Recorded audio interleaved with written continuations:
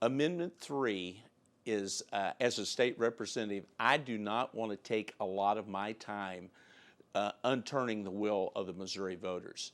We just had a vote in 2018, and I believe 72% of the Missouri voters indicated they were in favor of clean Missouri. And at this point in time, I do not want to overturn the will of the voters. I don't pretend to think that 163 representatives know more than the population of the state of Missouri, and I want to have their will guide and direct me.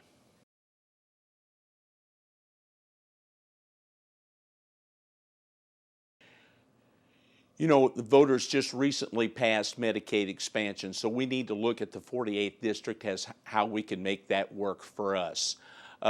First of all, I like the fact that the elderly, the disabled, and our youth are the ones that typically are the ones that are going to benefit from the Medicaid expansion. I'm an old farm boy, and when we had to spend $100 an acre to get the ground ready and someone was willing to put $90 in and me put in 10, I was all in favor of that. So I like the fact that Medicaid expansion is here.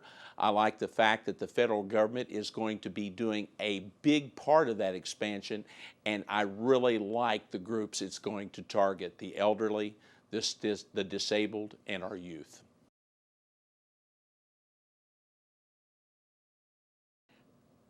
You know, every year, again, I relate a lot of my experiences. I was an educator for a number of years, and I'm a farmer. So we would tend to, as an educator, as an administrator, every year we would sit down at the end of the school year and we would look back in areas and try to analyze and see what might have helped. Our COVID experience right now is so new. We do not have a precedent. We haven't been here before, but I think it is great that we look back and reflect, because obviously there's going to be stumbles, there's going to be things we wish we could have done better. And in looking today, I am just so praying for our governor, our chief executive of Missouri. I hope and pray that he recovers, and I think he's doing well. But I want us to put in things that our doctors and scientists are telling us. I want to follow the people that really are the ones that are trained to give the best information. There is a world of info out there.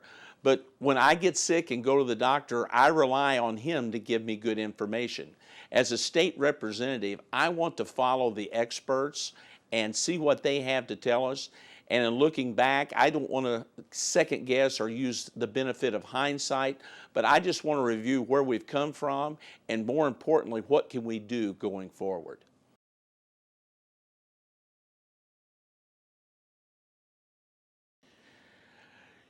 You know, I have been, the 48th district is a remarkable geographic area. There are parts of 6 counties: Pettis, Saline, Sheraton, Randolph, Cooper, and Howard.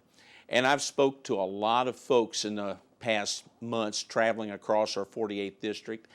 That really hasn't been a big focus for the members of our district. We have some wonderful police departments. We have some great county sheriffs that I've gotten to know. Been good friends with lots of our law enforcement officials.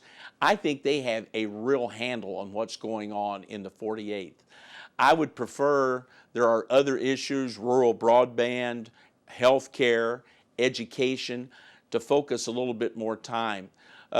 Violence, to me, is more of it's kind of a metropolitan, a big city issue. It's kind of more of a Kansas City or St. Louis.